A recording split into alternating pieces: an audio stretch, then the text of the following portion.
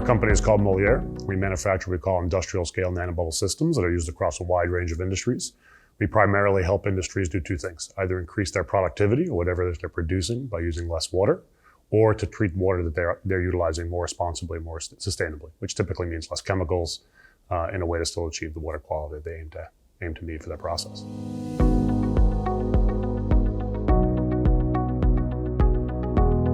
The history of Moleaer.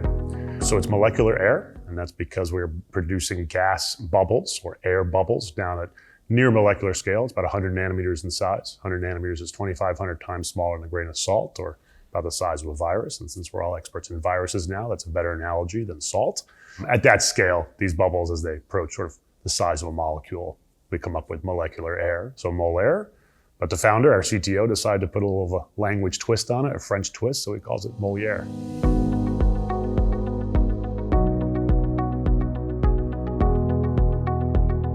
Yeah, I think it's important to recognize that there's sort of two distinct things that our technology is enabling our customers to do. Right? One of them is when you utilize that technology, you're going to be able to increase oxygen levels in water. That's always a good thing. When there's more oxygen in water, water quality improves. And for fish farmers specifically, you put more fish in there. The other is the nature of these bubbles, right? When you start to produce these gas bubbles at that 100 nanometer scale, you should start thinking about clean chemistry. So we're creating a solution that allows people to use less hydrogen peroxide, chlorine, algicide, herbicide, pesticides, all those chemicals that are being utilized today, which are deemed harmful and probably are. We're able to replace that. So you get the best of sort of both worlds in terms of what you're trying to accomplish. Allows customers to be able to, farmers to be able to grow more, but do it in a responsible way. So you get the economic benefit and the sustainable benefit together in one solution. Two of the key verticals that we focus on as a business is aquaculture.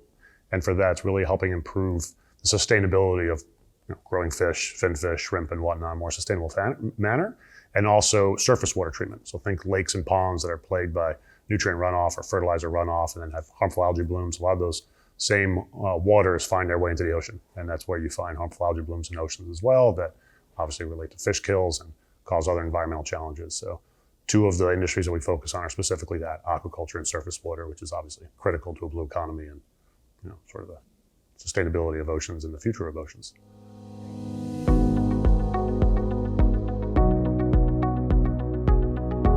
There's obviously lots of challenges affecting the oceans, some of which I learned even more about in the last 24 hours, from the acidification of oceans to the overfishing to pollution coming from various sources. I would say we try to align the challenges that exist in oceans with what Moleaer, our company, can solve. And those two that we focus on is going to be on the sustainability of aquaculture, making sure that I can still eat salmon, but that salmon is grown in a more sustainable, appropriate way. And the other is related to the surface water treatment, making sure that those bodies of water that are coming out of wastewater treatment plants or lakes and ponds are treated efficiently or effectively to a quality that is acceptable before they make their way into the ocean and create microplastics, pollutions, or harmful algae blooms and other associated environmental outcomes.